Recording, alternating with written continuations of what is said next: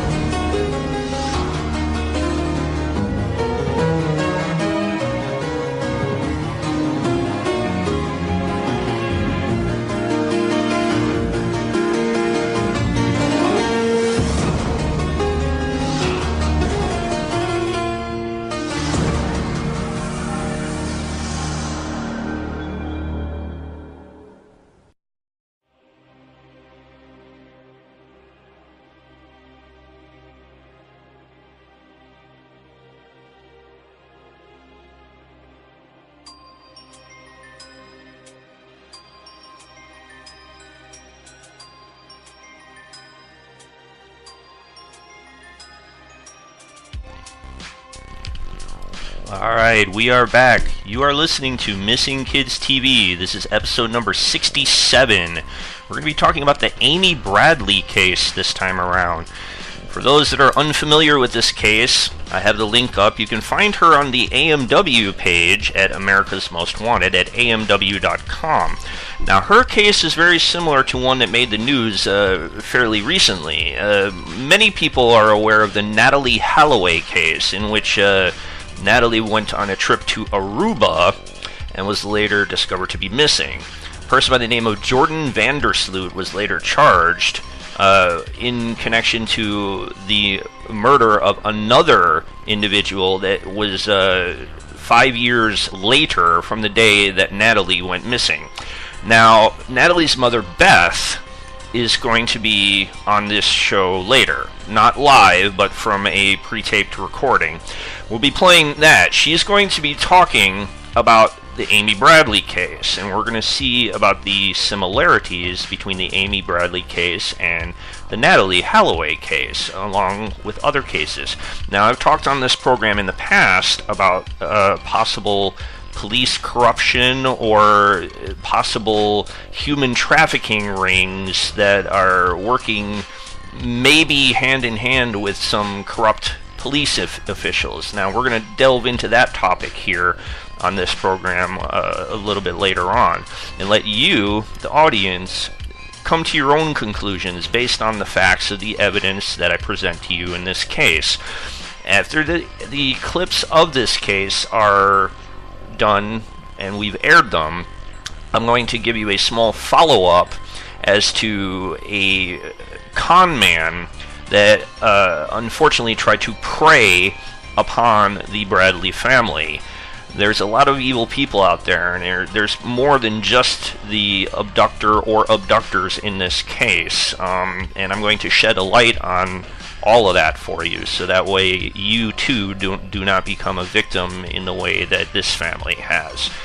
MKTV is all about bringing justice and bringing awareness to people, and I need your help to do that. So if you're listening to this, please make sure you hit the follow button so you can follow along.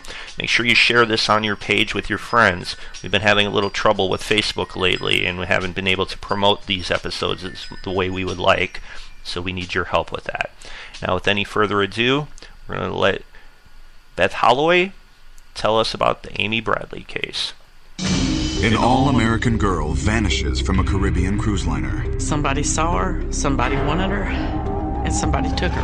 Her parents' search for answers leads them into unimaginable territory. It was just horrible. It wasn't the Amy that I know. And a trail of witnesses uncover the unthinkable. That's the girl I saw in Barbados. I'm 100% sure right now as I'm speaking that she's alive. Somebody knows what happened. One way or the other, somebody knows. Beth Holloway ventures to Curacao to track the mysterious disappearance of Amy Bradley. Now, on Vanished.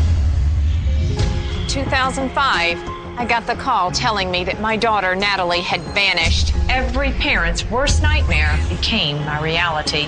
I asked the world to help me. I found myself in an unimaginable fight. My search for answers gave me a new mission in life. Bring the missing home and criminals to justice.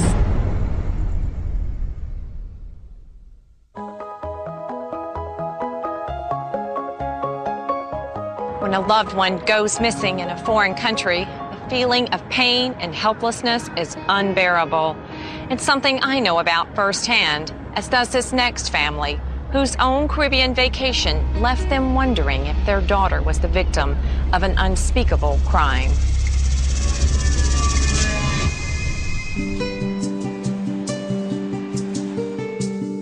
Chesterfield, Virginia. Home to the Bradley family, Ron, Iva, Brad, and Amy. Amy was born first and ran the show. Amy lettered in 5 sports in high school. Brad did the same thing. Was Amy a take-charge sister? Focused and a fireball and... A lot like her mom. Amy receives multiple college scholarship offers, but chooses the school closest to home. Amy and her brother Brad are especially close. Brother, I'll always be there for you. I love you, little brother. Hey! By 1998, 23-year-old Amy has built a life of her own. She has a new apartment and is making plans to pursue a master's degree in sports psychology. She seemed to be as happy as she could and was very excited about everything at home and how things were going with her life at that point. In early March, Amy's parents call with more exciting news. Her father's employer is sending the family on a 7-day Caribbean cruise. Surprisingly, Amy is reluctant to join them. She was a little apprehensive about the big boat thing and about the ocean, even though she's a swim team coach and swam all her life. Despite her fears, the opportunity to spend time with her family is one Amy can't pass up. On March 21st, 1998, the Bradleys step aboard a 1,000-foot cruise liner and cast off from Puerto Rico. So the day arrives, you board the ship, and you set sail. I looked at them and thought, wow, how special. You know, how great everybody looks and everybody's having a great time. And that's what you're there for. Having a good time, enjoying yourself, relaxing, and what you should be doing. On the morning of March 23rd, the ship drops anchor in Oranjestad, Aruba. The Bradleys mark the occasion with a family photo. The wind's blowing and Amy's hair's standing straight up on her head, and we've got Brad and Ronnie in the background, and I'm just tickled to death. After a day of exploring the island, Amy and her family return to the ship for dinner, followed by a calypso party on the upper deck. There was music, and we did the limbo contest, which I won that night. You know, just having drinks, having a good time. Around 1 a.m., the ship sets off for Curacao, a tiny island off the coast of Venezuela. Exhausted, Iva and Ron decide to call it a night. Amy and Brad head to the ship's 24-hour dance club to hear a performance by the house band. We're just dancing, having a good time, until I got back to the room, I think around 4 o'clock in the morning, and I was sitting outside on the balcony, and I think it was around 4:15 or 4:30 that she came in and joined me on the balcony. Shortly after that, Brad decides to call it a night. But Amy is still wide awake. She said she was going to stay out on the balcony and get some fresh air, so told her I loved her and went inside.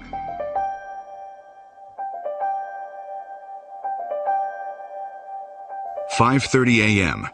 As the ship arrives in Curacao, Ron Bradley wakes to find his daughter still on the balcony, relaxing. Knowing that she was comfortable, I just decided to lay my head back down because I knew in about 20 minutes we were going to get up and go off on the island and have breakfast. But when Ron wakes up again 20 minutes later, Amy is nowhere in sight. Right away I said, well, she must have gone up on the deck to take some pictures, drink some coffee. So I fully anticipated going out of the room and finding her up on deck. But Amy is not on deck. All of her belongings are still in the room. Yet after searching the ship for more than an hour, Amy is nowhere to be found. Ron is starting to panic. You know, where in the world is she? And I came back and told my wife that I can't find Amy. You need to get up and help me look. What was your initial gut reaction when he told you that? I'm immediately very, very, very upset and concerned because I took one look at him and he didn't even look like him. He was completely frantic. Where is Amy Bradley? Passengers are preparing to spend the day in Curacao. Ron and Iva Bradley beg the crew not to let down the gangplank. My wife was pleading not to let anyone off the ship. Please muster everyone to account for everyone and look over the ship, search the rooms, please find her. The captain agrees to launch a search for Amy, but refuses to make an announcement or seal off the ship. Minutes later, the cruise liner opens its doors to the streets of Curacao. Your thoughts must have just been racing with panic that Amy is nowhere to be found, and now the ship is just emptying out. I said, there's about 3,000 people on here. There's 3,000 eyes and there's 3,000 ears. You've got to put out a picture. You've got to make an announcement that she's missing. We need help. He said, we can't make an announcement like that. It will disturb the passengers. For now, the Bradleys can only start searching the ship. We went up and looked around the disco and all the different floors, and you realize it wasn't just an everyday situation. I don't know how to describe the feeling. It was just helplessness and frantic at the same time. 5 p.m. The Bradleys have yet to find any sign of Amy. They've also been informed by the ship's captain that his search turned up nothing either. He said, every nook and cranny of this ship has been searched. Your daughter is not on this ship. Amy Bradley has vanished. When pressed by the Bradleys, the captain suggests Amy could have fallen overboard. The Bradleys are skeptical. She wouldn't come near the rail and never did in the first couple of days of the cruise. I don't think that there's any chance she fell over accidentally. But if Amy didn't fall overboard accidentally, what could have happened? Some members of the ship's crew suggest Amy might have jumped on purpose, committing suicide. Again, the Bradleys don't buy it. Knowing the type of person that she is, and the fact that she had just graduated from college, had just gotten a new English bulldog, which she'd always wanted. As far as jumping from the ship, just never been a possibility in my mind. Another crew member suggests Amy might have disembarked in Curacao. He suggested that Amy might be found on Curacao, that maybe we should leave the ship. And we said, well, maybe we should stay on the boat. And he said, well, if you stay on the boat and she ends up in Curacao, we can't get you off. At 5:30 that evening, the Bradleys reluctantly step off the boat and into a foreign country. How did you get off that ship? How did you do it? The hardest thing I'd ever done. You just are kind of stunned and you leave. In less than 4 hours, the ship will set sail for its next destination, with or without the Bradleys. The search for Amy is a race against the clock. We're in a foreign country. We don't know what to do. We're trying to get in touch with authorities. We're trying to get in touch with the embassy. That was closed. It was complete chaos. Amy's parents reach out to the FBI, but it will be at least 24 hours before agents can get to the island. As the ship prepares for departure, the Bradleys make the gut-wrenching decision to stay behind and continue searching for Amy. And we sit there and watch the ship leave the island. One thing that we noticed, we knew exactly where our room was on the ship, and it was dark. All the other lights were on, and everybody was partying and having a good time, and there we were by ourselves.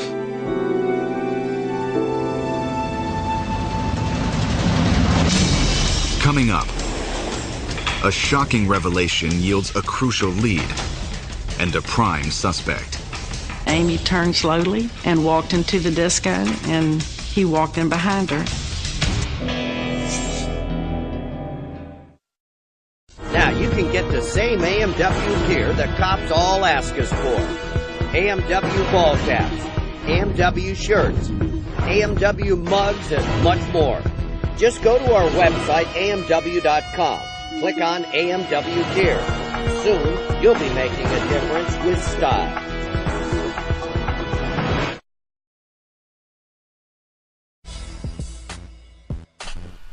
Alright, if you're joining us late, we are talking about the Amy Bradley case today. This is the story of a young woman who was on a cruise ship and mysteriously vanished under suspicious circumstances.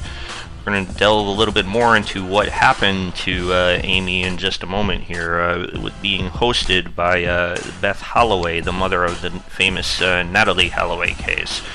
But before we get into the next segment here on Missing Kids TV, I'd like to take a moment and say something that I've said many, many times, is that it pains me when people put money over that of human life and human dignity.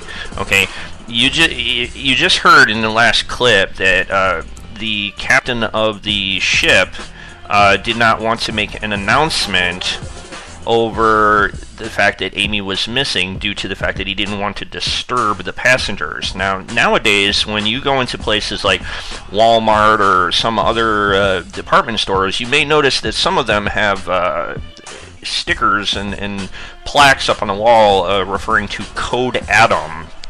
Now, Code Adam is somewhat a recent development in many stores, where what that is when a child or an individual goes missing, the stores will end up posting a Code Adam, which means that for the most part nobody can leave the store until the individual has been located. And if the individual has not been located in I believe it's 10 minutes, then the police are notified, and they conduct a search appropriately and stuff like that. Now, in this particular case, when you're on a cruise ship is a little different, because it's still a business, like the Disney cruises and things like that, but they don't have the same regulations and things that you would have with like a store or something like that. But I don't know what the exact policies were for this particular cruise ship at that particular time, but in my opinion, and this is just my own personal opinion, I think that it was a little bit wrong, possibly a little suspicious even, that they would not offer any kind of a announcement saying, hey, this girl is missing. If you see someone, with this girl, or if you see this girl somewhere, please let somebody know. And coming up like that just seems a little odd, and we'll delve a little bit more into why exactly that happened that way a little bit later on in this program. Now, if you're just joining us for the first time, I'd like to thank you for listening to Missing Kids TV and taking time out of your evening here. It's April 25th, 2013. And I'd like to say thank you, and I would hope that you would listen to all of our programs here. There's a lot of programs in the archives that you can listen to and click on, and if you hit the follow button, you can follow along, and all of the broadcasts will be sent to you. You can find them on iTunes and other places like that. It's available on your mobile devices and your iPads and things like that. I work very hard to get a new episode out here each and every week, where we focus on a brand new missing persons case or a fugitive that needs to be profiled.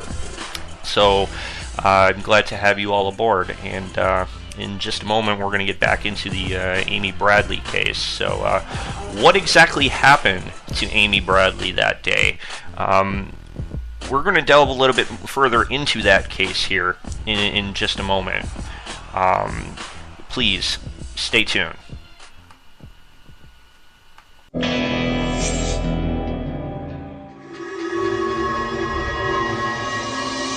5 days into what should have been a dream vacation, the Bradley family is living a nightmare. Their daughter Amy has vanished from a cruise liner.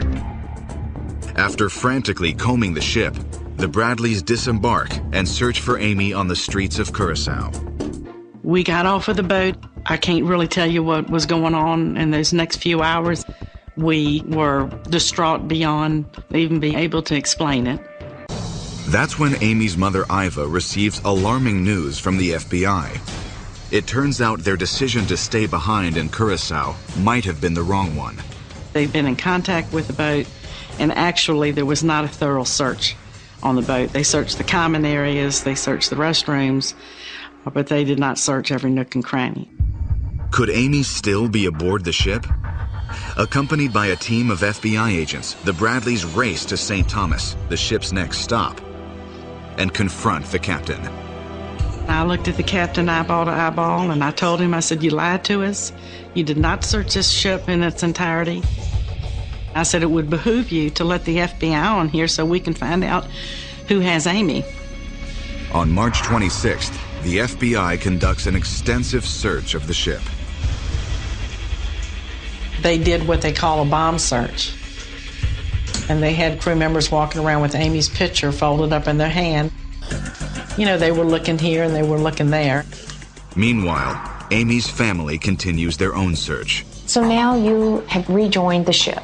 What are some tips and leads that are coming to you guys? We were just walking down the hallway, and these two college-age girls, they came screaming up to us, just frantic. "We saw Amy with a band member. We saw Amy, and we couldn't find you. Where have you been?" And we said, "Well, we just got back on the ship. What are you talking about?" The girls claim that around 5:45 a.m., they saw Amy heading back to the ship's all-night dance club with the band's bass player, a Grenadian man by the name of Alistair Douglas.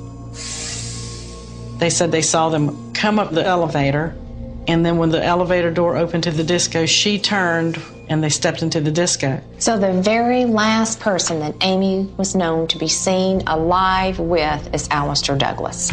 Yes, it's him. Amy's brother Brad also recalls seeing her dancing with Douglas earlier, the night of her disappearance. More importantly, Brad recalls a strange encounter he had with Douglas the next morning. He comes up to me, and the first thing he said was, he said, "Hey man, I'm sorry to hear about your sister." Alistair Douglas's statement triggers alarm bells with the Bradleys, because at that time, the only people that knew Amy was missing were the captain and his security team. That's the only people beside Brad that knew that we were looking for Amy. The Bradleys report the incident to the FBI, and Alistair Douglas is brought in for questioning. Authorities want to know how he knew about Amy's disappearance, even though it was never announced. But Douglas changes his story and claims to know absolutely nothing about Amy's disappearance. What are your next steps? They brought a polygrapher on the ship, and they did a polygraph. Ship security and law enforcement both question Douglas, but there is not enough evidence to detain him. So you're thinking, he's it. You know, I want to get to him because that is the person that's last known to be seen with my daughter alive. Do you get to him? I never had anything personally to say to him. I was in another world. I was trying to just stay alive. Ron remembers sitting outside of the interview room, and he had to just about be restrained. He came out with a thumbs up and kind of smiling like everything's cool. And it was all I could do to keep my composure at that time.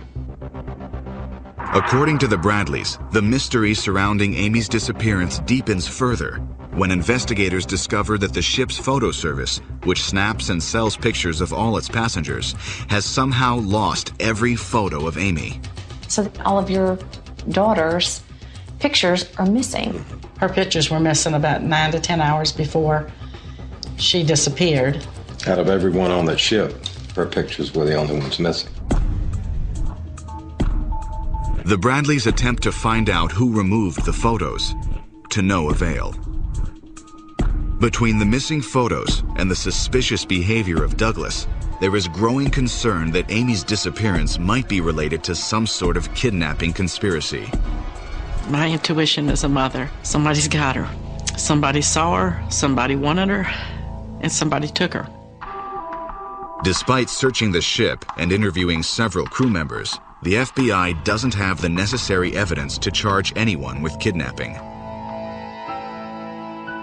On March 28th, the Bradleys' dream vacation ends in despair. They disembark the ship one final time and catch a flight back home. I know it had to have been the hardest point in this entire nightmare for you to leave that ship without your daughter. Had I known that, Beth, we would have not taken our treasures on a trip because we came home without Amy. You were absolutely robbed of any opportunity that you had as her mother and as her father to determine her last known whereabouts. Despite their heartbreak, the Bradleys refuse to give up and launch a campaign to bring nationwide awareness to Amy's case.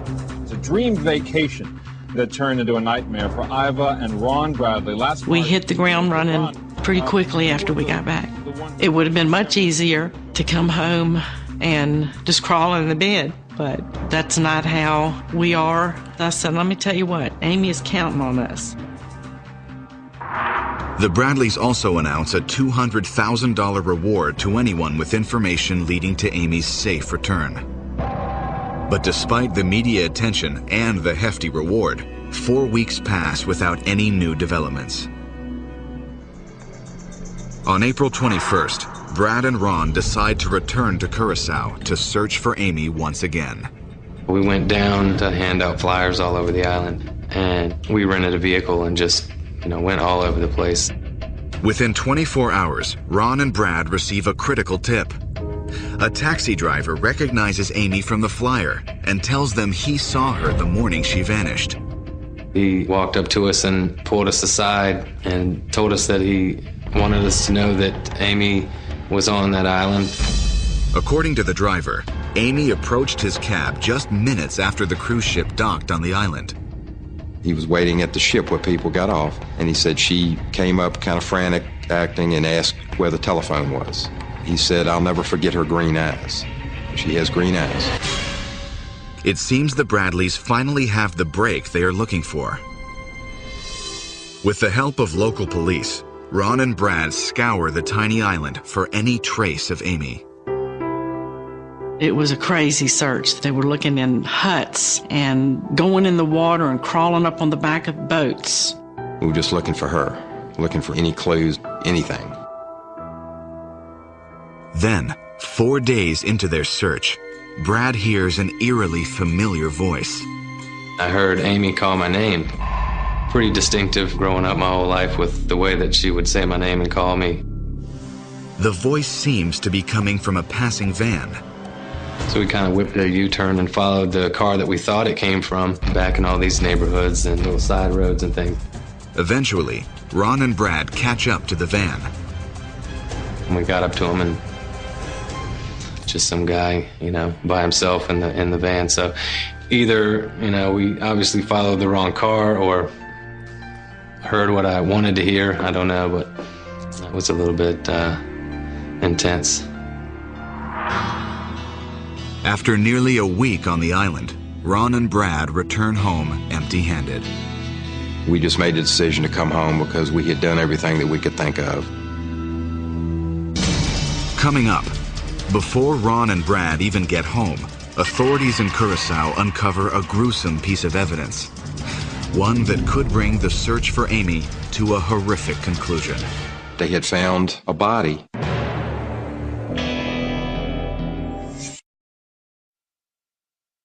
Yes, it's dark and I am scared.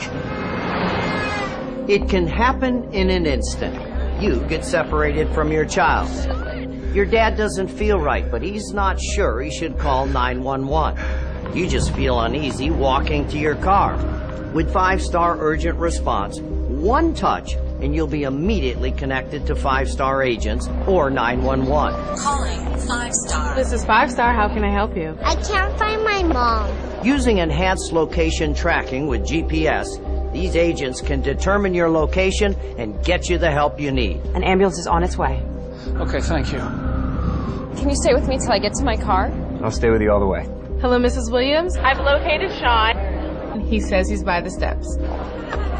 5-star urgent response. It's help at the touch of a button. Calling 5-star. Now available at Walmart, Sears, or online at greatcall.com.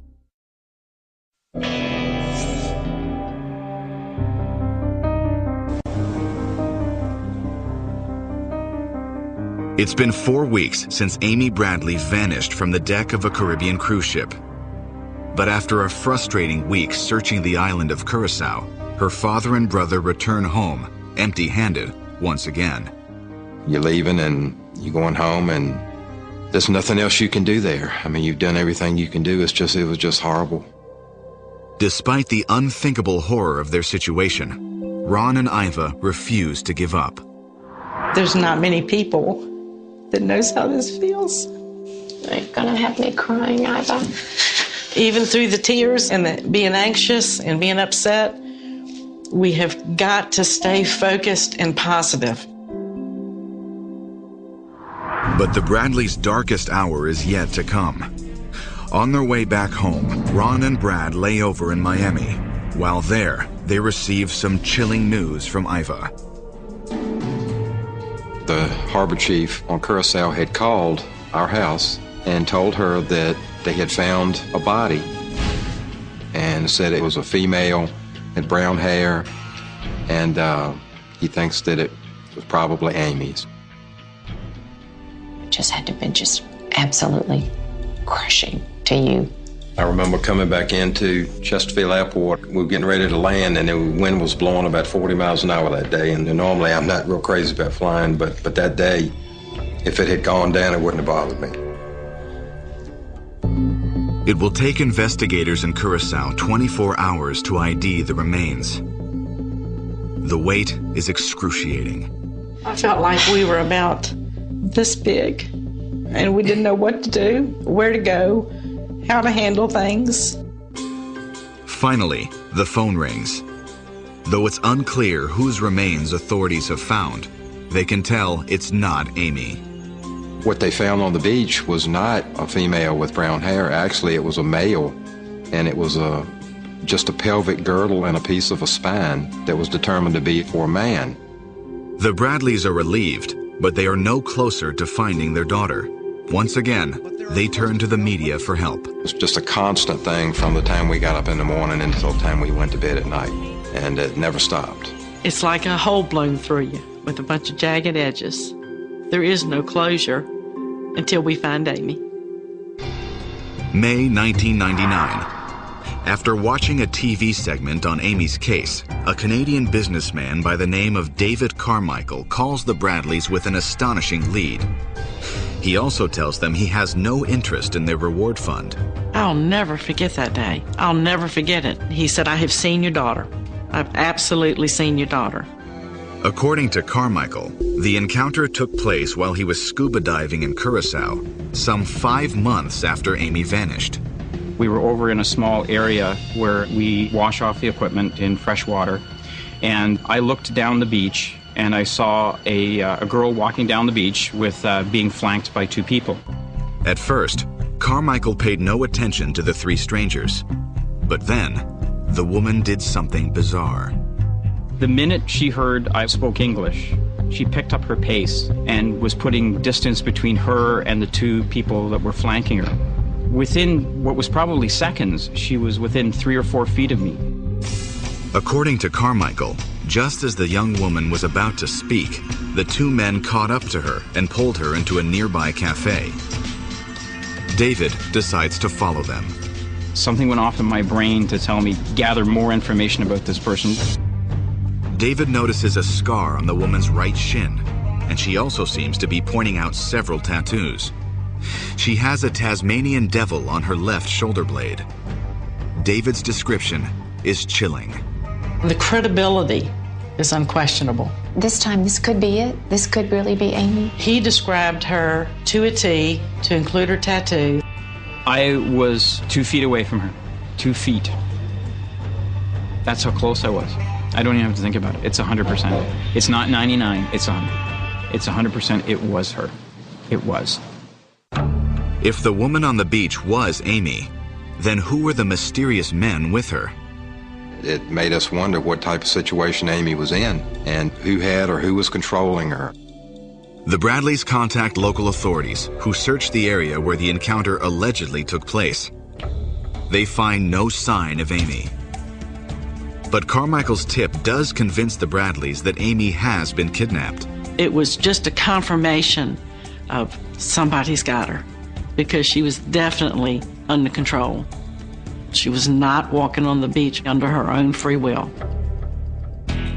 3 months later, another man comes forward with additional information that seems to prove, without a doubt, that Amy has been kidnapped.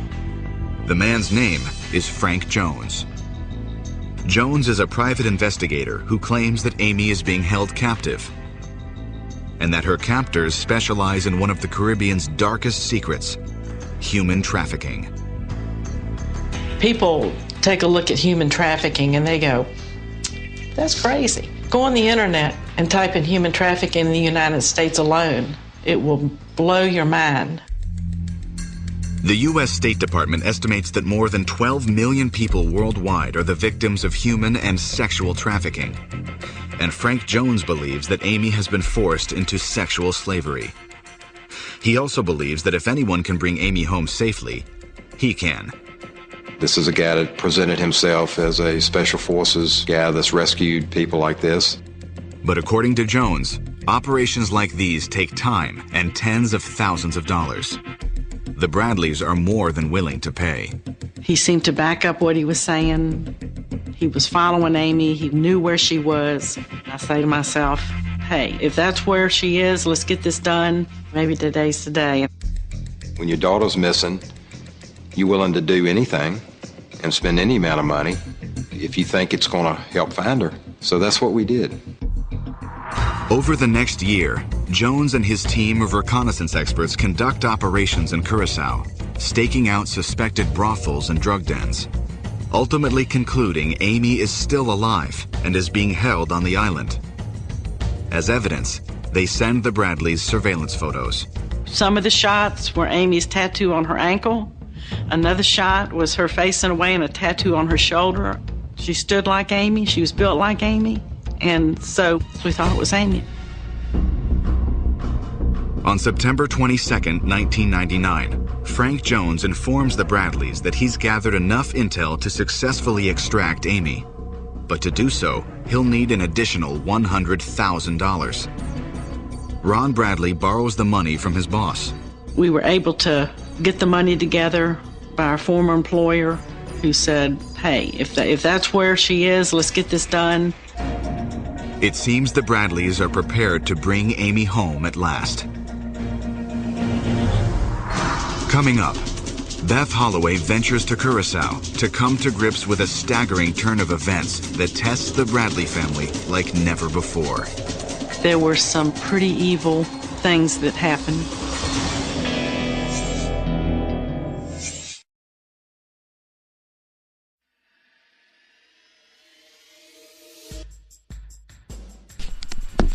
Alright, you are listening to Missing Kids TV. This is episode number 67, and we are talking about the Bradley case, the Amy Bradley case this time. If you're just joining us, you're joining a little late, but we'll get you caught up in just a second here. Now, in the last segment here, we talked about a guy named Frank Jones. Now, I've put a link up on the Facebook page at facebook.com/missingkidstv about Ron Jones. Now, this information comes not only from ABC News, but from Ron and Iva Bradley themselves. So what I'm about to say cannot be considered libel or blasphemous or anything like that. It's not alleged, what I'm about to say. What I'm about to say is true. Now, in the last segment that you heard, a quote-unquote private investigator by the name of Frank Jones offered to help the Bradley family, but he needed an additional $100,000 in order to do that. Now, when Ron and Iva Bradley got an email from a self-described soldier of fortune, Frank Jones seemed like the answer to their prayers. Amy went missing when she was 23, and the family had recently heard from a witness that she was being held at Curacao. Now, this Jones guy said that he was a ex-Navy Ranger and stuff like that, and that he could get to her daughter, and that her daughter was held by armed Colombians. Okay, he said that if you gave him an additional $186,000 from a fund set up for Amy by the National Missing Children's Organization. So this guy got $210,000 from the Bradleys. $24,000 of that was from their own pocket. And Jones told them that it was time to attempt a rescue. He needed more money. Okay, and when the family demanded proof that the woman that Jones's men were tracking was their daughter, he sent them some photographs of her sitting on the beach with the blonde-haired man. And then when the family got the pictures, they thought that this was Amy, and it was just a matter of time. So that's why they went out of their way to go to their former boss to get all this money, etc., etc., etc. They flew down to Florida, and they waited in a hotel with a private jet provided by Ron's employer, an insurance company. And the family says that they stood in that hotel for a week, thinking that any minute that they were going to get a phone call. Okay. Now, days went by and the call never came.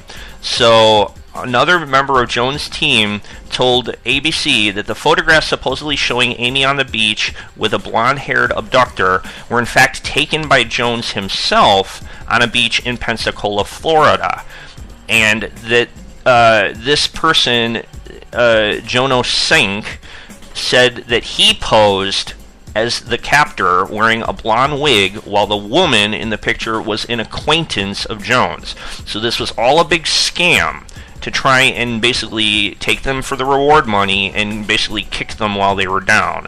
Now, I'm telling you this over the air because I don't want other people who have missing children to fall prey to the same kind of a scam.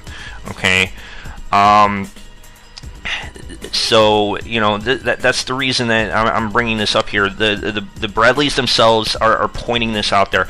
I have friends that have been taken by so-called investigators and people that are not on the up and up, and it's really sad to think that there are individuals out there that will take advantage of someone when they're in such a vulnerable state. But this is the sad state of the world that we live in today. So, unfortunately, that's what I'm here to do, is to inform and enlighten people of the, kind of horrors that are out there in the world these days. So, I don't want anyone else to be squandered out of their life savings in an attempt to find their loved ones. So, that's why I'm bringing this to everyone's attention. Alright, we're going to get back into the Amy Bradley case here in just a moment. I wanted to give everybody a kind of like an update as to what's going on here with all that. So, I apologize if, this particular episode of Missing Kids TV seems a little bit darker than most. Sometimes we delve into really scary topics here. So, alright, let's get back into the Amy Bradley case right here on Missing Kids TV.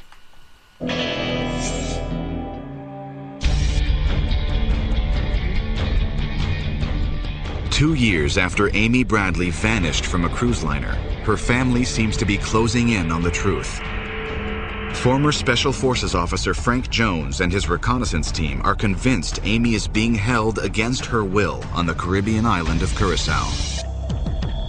But first, Jones needs a final payment of $100,000. The Bradleys' employer is willing to help out, but wants to make sure the tip is legitimate before he hands over the cash. So on November 1st, 2000, he sends a trusted source, security contractor Tim Buckholes, to Curacao in order to monitor Frank Jones and his team.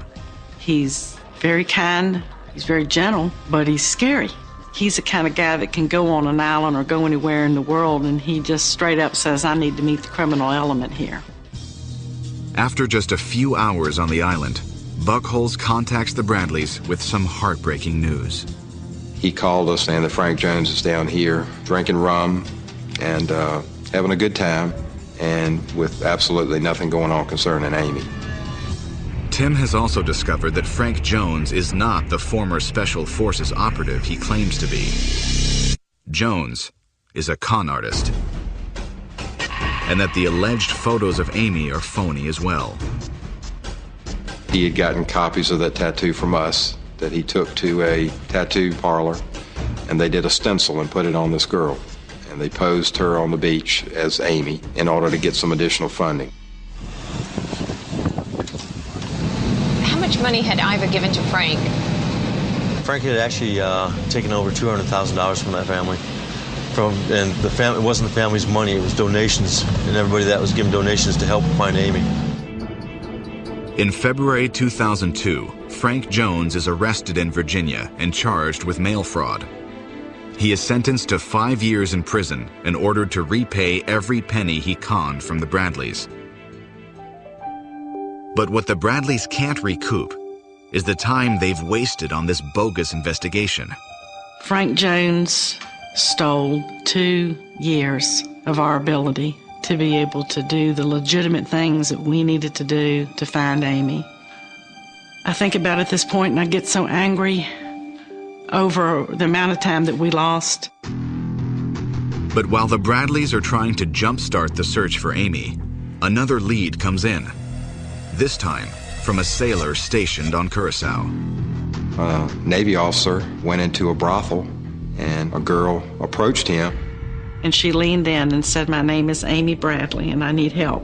And he said, well, what kind of help do you need? And she says, I need help, I can't get out. And then somebody motioned her away. The details of the sailor's story are strikingly similar to those of David Carmichael, the Canadian scuba diver who encountered Amy 3 years prior. Because the sailor wasn't supposed to be inside the brothel, he waited more than 2 years to come forward. Since then, that brothel has been burned down. It seems like that a lot of places on Curacao get burned down for whatever reason. Though Amy's trail has once again grown cold, it now seems clear to the Bradleys that Amy has been forced into prostitution. But they are grateful that Amy is still alive. You guys are such fighters to keep Amy's name, her face, the circumstances surrounding her disappearance in the forefront. We can't let her down.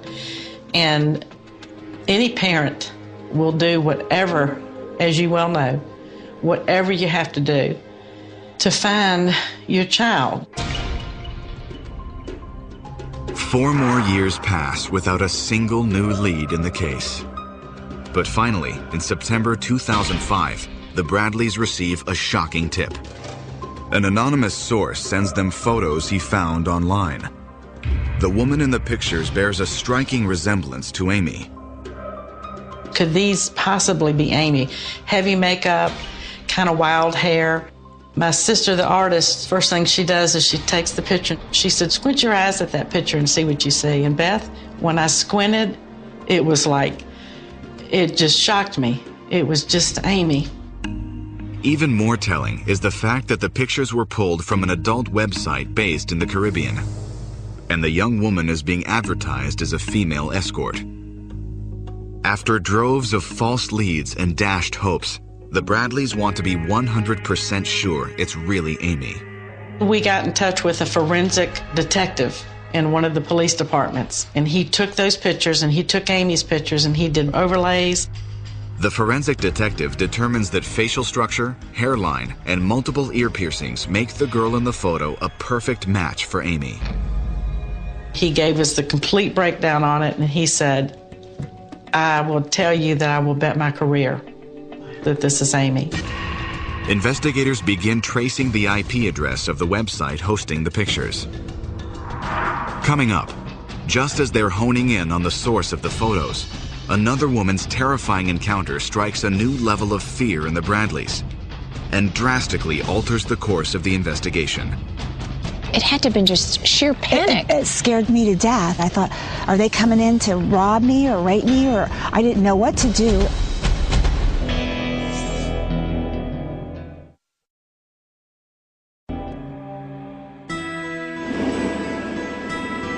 After nearly 8 years of false leads and multiple sightings, shocking photos have been found on a website advertising prostitutes in the Caribbean. The pictures seem to confirm that Ron and Iva Bradley's daughter Amy has been abducted and forced into sexual slavery. When I first looked at the picture, it wasn't the Amy that I know. It wasn't the soft, kind, innocent Amy. The picture looks like a harsh and tormented Amy. And it's tough to look at.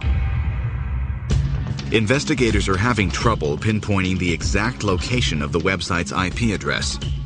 Until that happens, they will be hard-pressed to move the case forward. But now that they're armed with recent photos of the woman they believe is their daughter, Ron and Iva turn to the media once again, confident someone, somewhere, will recognize Amy, who is now 31 years old. Joining us now are her parents. Someone saw Amy and took Amy from that ship in some way. In December 2005, the Bradleys' tireless efforts yield another breakthrough on the tiny island of Barbados. It involves an Ohio woman named Judy Maurer. What took you to Barbados, Judy? My husband and I went on a cruise. The ship docked in Barbados at Bridgetown, and we decided to go downtown and do some shopping. While using a department store ladies' room, Judy finds herself trapped in a frightening situation. I went into the stall. As soon as I got into the stall and sat down, I heard somebody coming into the restroom, and I heard men's voices. My automatic response was to hide because I was afraid they came in to rob me or, rape me or something. I didn't know what was going on. Gripped with fear, Judy listens as one of the men makes a threatening statement to someone. He must have said 5 or 6 times, the deal's at 11 o'clock, and you better be ready to go. He goes, and I'm warning you, you better cooperate. This is my deal, and you better not mess it up. And he just kept saying that. You had to have been just trembling with fear. I was petrified. I was practically holding my breath because I'm thinking, I'm witnessing something that I shouldn't be witnessing. Then, as quickly as they enter the restroom, the men leave. But Judy Maurer is still not alone. Cowering by the sink is a young woman who appears to be in her early 30s. She looked like she's about ready to cry. So I tried to talk to her because I could see that she was just really distraught. So I said, well, where are you from? And she talked so softly that I could barely hear her, but at the time I thought she said Virginia. What the woman told Judy next was unmistakable. So then I says, well, what's your name? And then real softly, she says, Amy. And what did you do when she said her name was Amy? Well, I said, oh, my daughter's name is Amy. She got the most horrid look on her face. Her mouth flew open, and she did a pivot towards me and then starts walking towards me and getting in my space, like this. And she did that 3 times, like she was trying to get me to be quiet. That instant, the men's voices reappeared outside the door. I heard a pounding on the door real loud, and I could hear a man making noises. And then the door flew open about this far. And as soon as that happened, she kind of grimaced and just stood there like she was frozen. Panicked, Judy bolts out of the bathroom and past 4 men waiting outside. She never sees the woman again, or at least for 9 months, when Judy comes across the most recent photos of Amy in an article about missing persons. Judy, when you saw this young woman's face, did you instantly feel that is the young woman I saw? I'm looking at this picture and I'm going, oh my God, that girl looks so familiar. I think that's the girl I saw in Barbados. And when I read it, I realized her name was Amy. Judy ultimately contacts the Bradleys, who alert the FBI. Using Judy Mauer's eyewitness account, the feds create composite sketches of the woman and her alleged abductors. That lead was absolutely phenomenal, lifted our hope, our spirit. I knew she was alive. I know she is alive. But by the time detectives follow up with the department store, no one remembers seeing Amy or her captors. We thought we had finally found her, and that wasn't the case. So it was just back to square one again.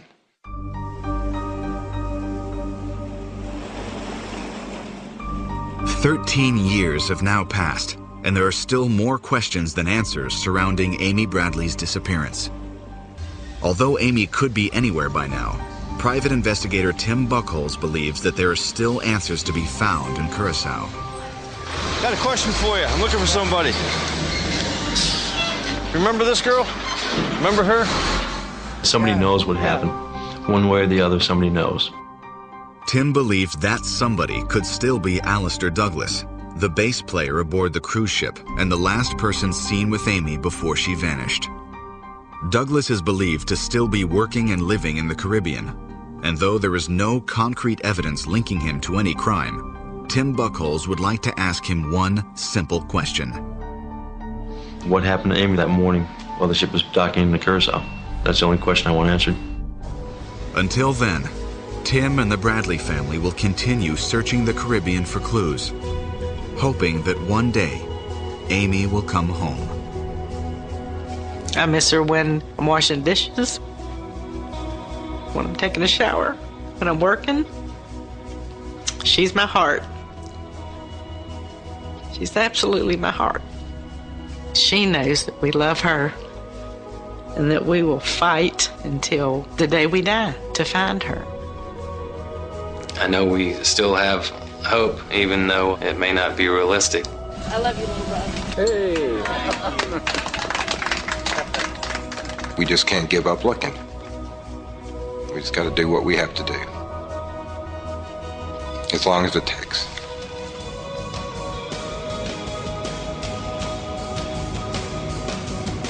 Amy Bradley was last seen in Curacao in March 1998. She is 5 foot 6 inches tall with brown hair and green eyes.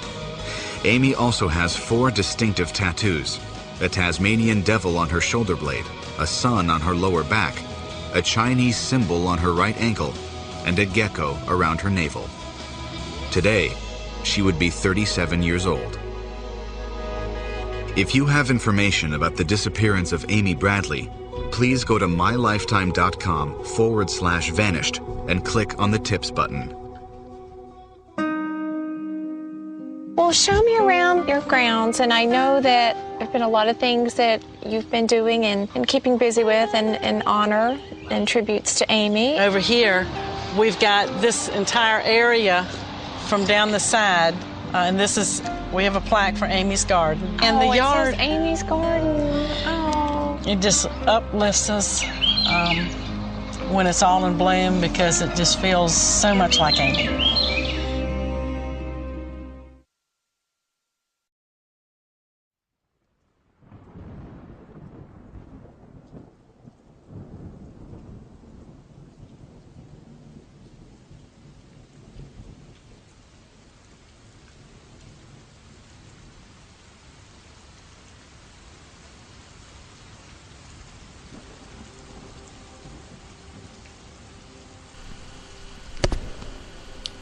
And that is the case of the Amy Bradley. It's a very disturbing case in my opinion, and it's one that I really felt needed to be brought to light and brought out into the open. I hear lots and lots of cases here at Missing Kids TV, but when I heard this case for the first time a few days ago, I knew I had to do an episode on this. I get lots of different cases that come through here, but this one really touched me. And it scared me a little. It scared me to think that right as we speak, that there's a network of evil criminal people that target our young children and that go out of their way to kidnap, to abduct, and to force our loved ones into this kind of activities.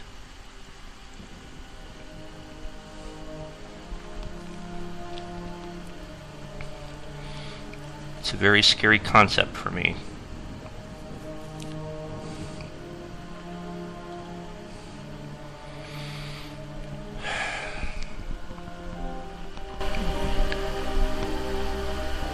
Now, if you're listening to this program, you've taken time out of your day to listen to the story of Amy. Now, here is where you become part of the story. You have two choices now. You can either listen to what you've listened to and let the case stop there, or you can pass this case along to others and let them also know about what has happened to Amy. Amy could be any.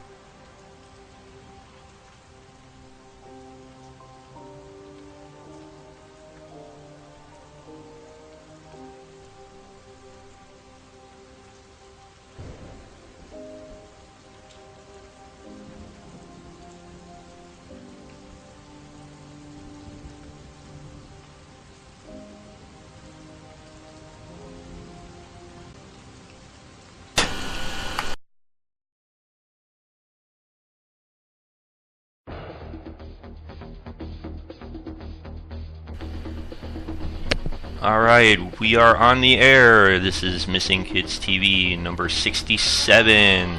This time around, we're talking about the Amy Bradley case.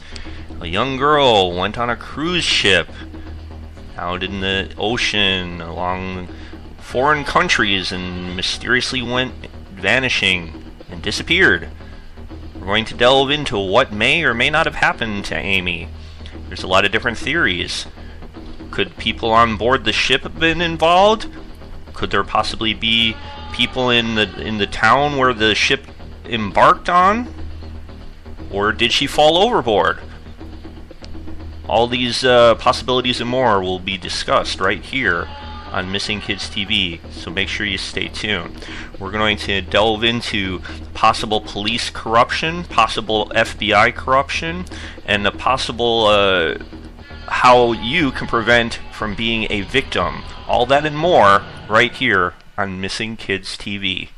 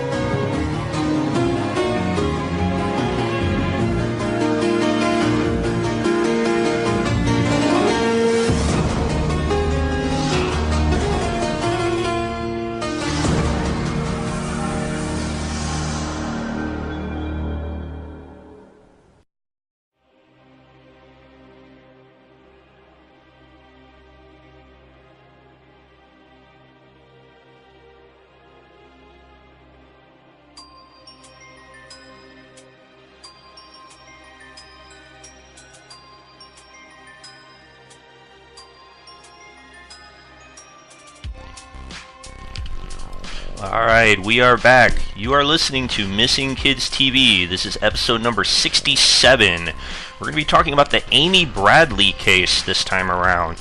For those that are unfamiliar with this case, I have the link up. You can find her on the AMW page at America's Most Wanted at amw.com.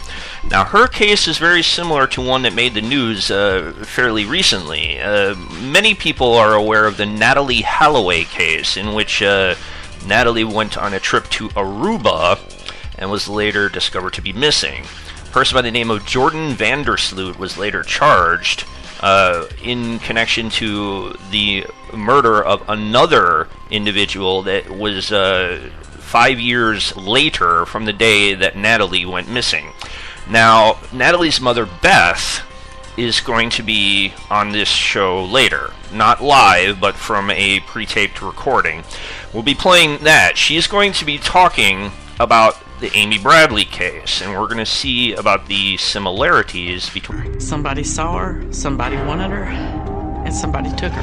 Her parents' search for answers leads them into unimaginable territory. It was just horrible. It wasn't the Amy that I know. And a trail of witnesses uncover the unthinkable. That's the girl I saw in Barbados. I'm 100% sure right now, as I'm speaking, that she's alive.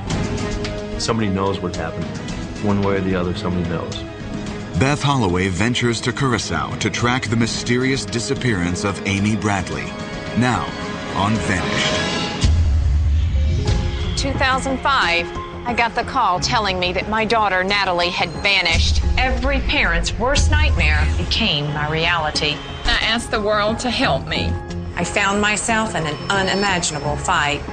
My search for answers gave me a new mission in life: bring the missing home and criminals to justice.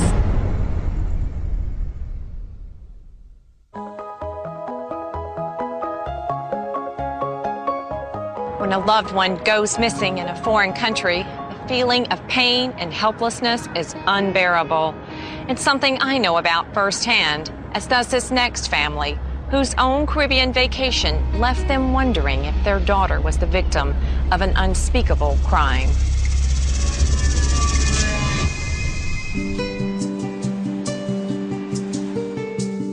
Chesterfield, Virginia. Home to the Bradley family: Ron, Iva, Brad, and Amy. Amy was born first and ran the show. Amy lettered in 5 sports in high school. Brad. Between the Amy Bradley case and the Natalie Holloway case, along with other cases. Now, I've talked on this program in the past about possible police corruption or possible human trafficking rings that are working maybe hand in hand with some corrupt police officials. Now, we're going to delve into that topic here on this program a little bit later on and let you, the audience, come to your own conclusions based on the facts of the evidence that I present to you in this case. After the clips of this case are done and we've aired them, I'm going to give you a small follow-up as to a con man that unfortunately tried to prey upon the Bradley family. There's a lot of evil people out there, and there's more than just the abductor or abductors in this case, and I'm going to shed a light on all of that for you, so that way you too do not become a victim in the way that this family has. MKTV is all about bringing justice and bringing awareness to people, and I need your help to do that. So if you're listening to this, please make sure you hit the follow button so you can follow along. Make sure you share this on your page with your friends. We've been having a little trouble with Facebook lately, and we haven't been able to promote these episodes the way we would like, so we need your help with that. Now, with any further ado, we're going to let Beth Holloway tell us about the Amy Bradley case. An all-American girl vanishes from a Caribbean cruise liner. Did the same thing. Was Amy a take charge sister? Focused and a fireball and... A lot like her mom. Amy receives multiple college scholarship offers, but chooses the school closest to home. Amy and her brother Brad are especially close. Brother, I'll always be there for you. I love you, little brother. Hey! By 1998, 23-year-old Amy has built a life of her own. She has a new apartment and is making plans to pursue a master's degree in sports psychology. She seemed to be as happy as she could, and was very excited about everything at home and how things were going with her life at that point. In early March, Amy's parents call with more exciting news. Her father's employer is sending the family on a 7-day Caribbean cruise. Surprisingly, Amy is reluctant to join them. She was a little apprehensive about the big boat thing and about the ocean, even though she's a swim team coach and swam all her life. Despite her fears, the opportunity to spend time with her family is one Amy can't pass up. On March 21st, 1998, the Bradleys step aboard a 1,000-foot cruise liner and cast off from Puerto Rico. So the day arrives, you board the ship, and you set sail. I looked at them and thought, wow, how special, how great. Everybody looks and everybody's having a great time. And that's what you're there for. Having a good time, enjoying yourself, relaxing, and what